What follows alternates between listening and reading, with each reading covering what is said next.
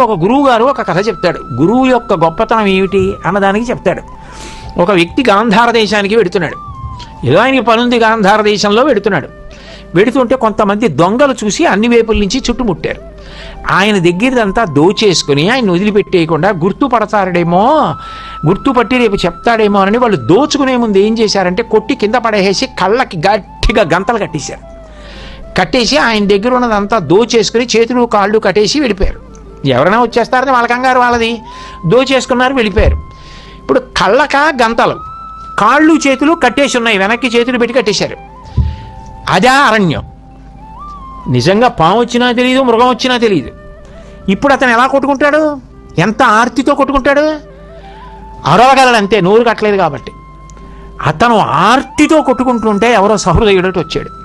కాళ్ళు చేతులు కట్లు విప్పేసి కళ్ళ గంతలు విప్పేశాడు. ఇప్పుడు ఆయన తనకి డబ్బు కావాలని